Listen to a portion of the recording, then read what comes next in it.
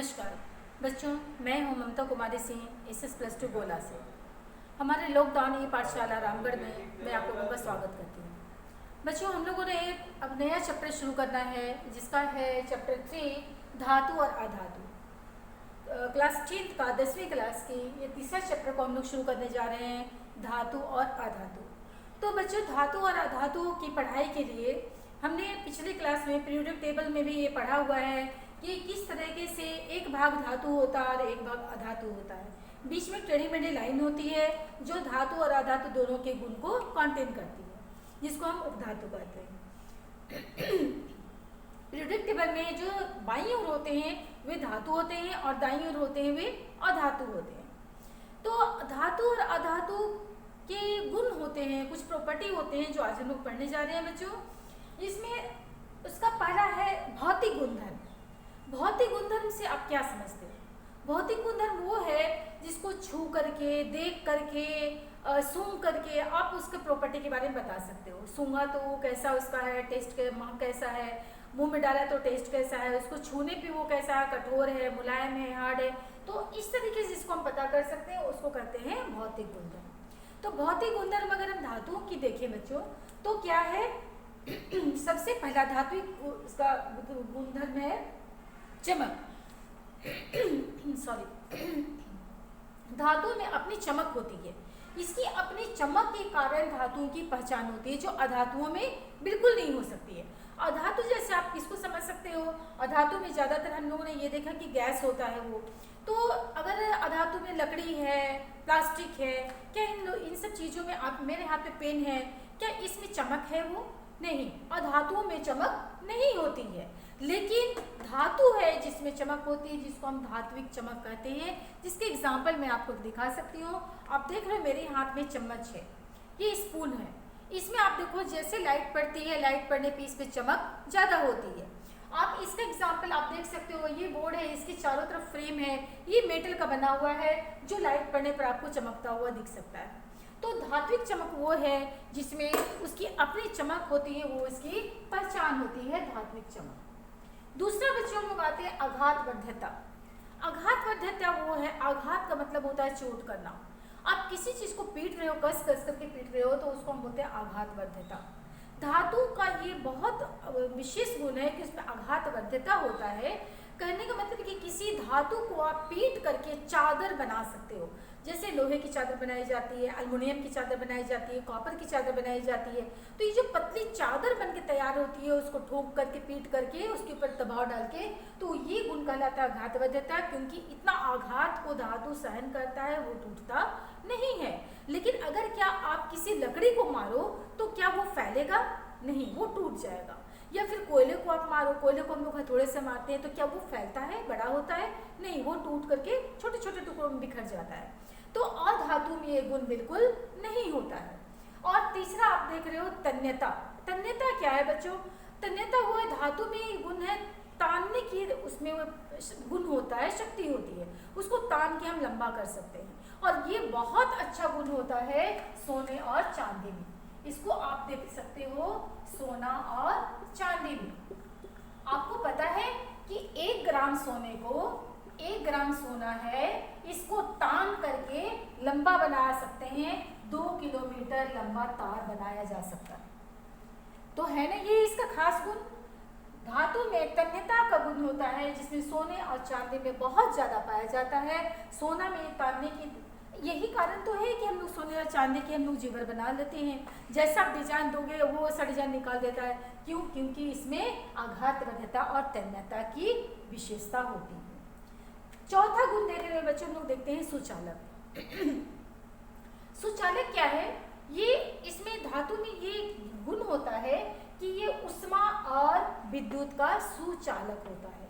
इससे होकर के लाइट और हीट दोनों कंडक्ट हो सकता है, इससे पास होता है। उष्मा का सुचालक इसलिए है कि जितने आप देखते हो घर में खाना बनता है, आपने देखा होगा आपकी मम्मी घर में खाना बनाती है, जितने भी बर्तन हम लोग चढ़ाते हैं कुकर के ऊपर, गैस के ऊपर, स्टोव के ऊपर, तो वो मेटल के ही तो होते हैं। वो मेटल के होते हैं, इसीलिए वो हीट को कंडक्ट करते हैं और हमारा खाना नीचे से ऊपर की तरफ हीट को ट्रांसफर कर सकता है। विद्युत का सुचालक कैसे है? क्या आपने देखा आपके घर में बिजली के तार होते हैं वो कैसे बने हुए हैं? तार के अंदर अभी आपको मैं एक दिखलाना चाहती हूँ। ये देखिए, ये तार है, बिजली का तार है। इस तार को ऊपर से जो आप देख रहे हो पीले रंग के दिखाई दे रही है, ये कवर है, ये विद्युत का कुचालक है, इसलिए इसको ऊपर से सेफ्टी के लिए लगाया गया है। लेकिन इसके अंदर जो तार है, ये आप देख रहे हो क्या, ये कॉपर है, ये कॉपर है। और ये देखिए, ये है सिल्वर, ये सिल्वर है, ये कॉपर है। तो कॉपर और सिल्वर ये तार जो हैं ये धातु है दोनों, और इन धातुओं से ही विद्युत पास हो सकता है। तो जो जिन धातुओं से विद्युत पास होता है इसीलिए इनको विद्युत का सुचालक कहा जाता है। तो इस तरह से हमने देखा कि किस तरह से धातु विद्युत के सुचालक होते हैं और ये उष्मा के भी सुचालक होते हैं। ये हमने चौथा इसकी विशेषता देखी। पांचवा है इसके गलनांक और द्रवनांक। तो धातु के बच्चों गलनांक काफ़ी ज़्यादा होते हैं, यानी उसमें उसको गलाने के लिए काफ़ी ज़्यादा हीट चाहिए होता है। यही कारण है कि अभी तुरंत हमने देखा कि कॉपर और सिल्वर को हम लोग तार के रूप में यूज़ करते हैं विद्युत का सुचालक या हीट का सुचालक, क्योंकि ये जल्दी गलते नहीं हैं। अगर धातु के ये जल्दी गल जाते तो हम इसमें खाना भी नहीं बना सकते थे और इससे विद्युत भी पास नहीं किया जा सकता था। और इसका एक और गुण है बच्चों, ये ठोस होता है। गुण धातु कहने से हमारे दिमाग में आना चाहिए कि ये कठोर होता है, उसको आवाज़ होती है। उसमें हमने देखा धातु की चमक होती है, इसलिए धातुओं में आवाज़ भी होती है। अगर धातु से धातु को अगर हम टकराते हैं, उसको ठोकते हैं, पीटते हैं, तो धातु में आवाज़ होती है। क्यों? क्योंकि वो ठोस होता है और कठोर होता है। वो धातु जितने भी होंगे वो कठोर होते हैं और वो ठोस होते हैं। तो ये लगभग हमने देखा कि धातु के क्या क्या भौतिक गुण हैं। और ये गुण जिसमें नहीं होते हैं वो अधातु होते हैं। अधातु में चमक नहीं होती है, आघातवद्यता नहीं होता है, तन्यता नहीं होता है, वो कुचालक होते हैं, गलनांक द्रवनांक उसके कम होते हैं, और वो ठोस भी नहीं होता और कठोर भी नहीं होता। लेकिन बच्चों कुछ ऐसी चीज़ें मौजूद हैं जिसमें अगर वो धातु है तो उसमें उसके गुण नहीं है और अधातु है तो उसमें गुण नहीं है। जैसे आपको मैं दिखाती हूँ, जिसको हम कुछ अपवाद के रूप में जान सकते हैं। आप इधर देख रहे हो मरकरी, ये मरकरी जिसको आप पारा के नाम से जानते हो, क्या आप इससे परिचित हो बच्चों? पारा आप कहाँ देखते हो? आपने कभी थर्मामीटर देखा है? आपके घर में कभी कोई बीमार हुआ हो, किसी को बुखार हो गया हो, तो आप देखते हो कि डॉक्टर आने पर या आपके पापा ही थर्मामीटर लगाते हैं आपके शरीर में और आपको टेम्परेचर पता चल जाता है कि आपके बॉडी में टेम्परेचर कितना है। तो टेम्परेचर को देखने के लिए आपने देखा होगा अंदर लिक्विड होता है सफ़ेद रंग का पारा, वो ऊपर नीचे होता है। जब आपकी बॉडी का टेम्परेचर ज़्यादा है तो वो बढ़ता हुआ आगे तक जाएगा जहाँ तक आपका बॉडी का टेम्परेचर वो रिकॉर्ड कर रहा है। तो वो जो अंदर है पारा उसमें, उसको कहते हैं मरकरी। और ये मरकरी ठोस होते हुए, धातु होते हुए भी रूम टेम्परेचर पर ये कैसा होता है? द्रव होता है। ये द्रव होता है। कहाँ? रूम टेम्परेचर पर। इसीलिए ये धातु का ये गुण तो नहीं है, लेकिन ये धातु में पाया जा रहा है। मरकरी रूम टेम्परेचर पर द्रव अवस्था में पाया जाता है। दूसरा बच्चों लोग देख रहे हैं सोडियम। सोडियम क्या है?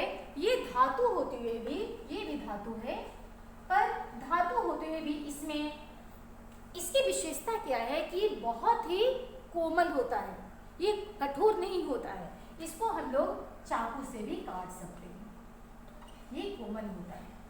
धातु होते हुए भी सोडियम, आपको ये क्वेश्चन पूछे जा सकते हैं कि वो कौन सा धातु है जिसको चाकू से आसानी से काटा जा सकता है, तो वो होगा बच्चों सोडियम। क्योंकि सोडियम में धातु की ये गुण नहीं है कठोरता का, ये कोमल होता है और इसको हम चाकू से आसानी से काट सकते हैं।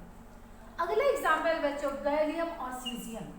गैलियम और सीजियम भी धातु में आते हैं, लेकिन इसमें वो गुण नहीं है द्रवनांक और गलनांक का। ये हाथ में अगर आप रखो तो हाथ के टेम्परेचर पर भी द्रव हो जाते हैं, पिघल जाते हैं। इसीलिए गैलियम और सीजियम में धातु का द्रवनांक और क्वथनांक बहुत ही कम होता है, उसका क्वथनांक और द्रवनांक उच्च नहीं होता है। तो ये तीनों थे बच्चे धातु। धातु होते हुए भी इसमें धातु के ये गुण नहीं पाए जाते हैं। अब चौथा आप देख रहे हो कार्बन, जिससे आप बहुत अच्छे से परिचित हो। कार्बन के अपरूप होते हैं जो हमने पढ़ा हुआ है पहले ही। कार्बन के दो अपरूप होते हैं, ग्रेफाइट और डायमंड, हीरा। ये है बच्चों हीरा और वो है ग्रेफाइट। अभी आप देख सकते हो ये दोनों अधातु है, ये कार्बन अधातु है। अधातु होते हुए इसमें गुण क्या पाए जा रहे हैं कि ग्रेफाइट है ये विद्युत का सुचालक है, जबकि अधातु होने के कारण ये क्या होना चाहिए था, कुचालक होना चाहिए था। और डायमंड हीरा है वो कुचालक है, लेकिन ग्रेफाइट है वो सुचालक होता है। बच्चों क्या आप ग्रेफाइट से परिचित हो? ग्रेफाइट मैं आपको दिखाती हूँ। आप पढ़ाई करते हुए पेंसिल यूज करते हो, पेंसिल में ये जो आपको दिखाई देता है जिससे आप लिखते हो, जिसको आप शार्प करते हो बार बार, ये क्या है बच्चों? ग्रेफाइट। ग्रेफाइट है ये कार्बन का एक अपरूप है। ये ग्रेफाइट वो है जो विद्युत का सूचक, एक कोमल भी है, काफी कोमल, क्योंकि आप लिखते हुए बार बार इसको छेड़ते हो। क्यों? क्योंकि ये कोमल होता है, आपको जरूरत पड़ती है बार बार शार्प करने की। और जो ये अंदर ग्रेफाइट है ये विद्युत का सुचालक होता है। और डायमंड है ये क्या कैसा है? कठोर है। जबकि हमने पढ़ा है कि अधातु होता है वो कठोर नहीं होता है, धातु कठोर होते हैं, लेकिन डायमंड इसका दूसरा अपरूप है, ये काफी कठोर होता है, बल्कि इतना कठोर होता है कि सिर्फ हीरा को हीरा ही काट सकता है। ये आपने मुहावरा सुना होगा, हीरा को हीरा ही काटता है। तो ये इतना कठोर होता है कि इसको काटना आसान नहीं होता है। तो ये हमने देखा कार्बन के दो अपरूप हैं और दोनों में अधातु के ऐसे गुण नहीं पाए जाते। अब आप देख रहे हो आयोडीन। आयोडीन बच्चों ये भी अधातु है और अधातु होते हुए भी इसमें चमक होती है, जबकि हमने क्या पढ़ा कि धातु का विशेष गुण होता है, इसमें धातु एक चमक होती है। तो अधातु होते हुए इसमें चमक नहीं होनी चाहिए थी, लेकिन आयोडीन में चमक पाई जाती है। इस तरह से हमने देखा कि ये धातु है और ये धातु और अधातु दोनों हैं जो अपवाद में गिनती में आते हैं, और उसमें अधातु होते हुए भी अधातु के गुण नहीं है, धातु होते हुए धातु के गुण नहीं है। इस तरह से बच्चों हमने ये देखा कि ये सारे भौतिक गुणधर्म हमने पढ़ा कि धातु में क्या क्या भौतिक गुणधर्म पाए जाते हैं। अगली क्लास में हम लोग इसके रासायनिक गुणधर्म के बारे में पढ़ेंगे। आज हमारा क्लास यहीं खत्म होता है। Thank you.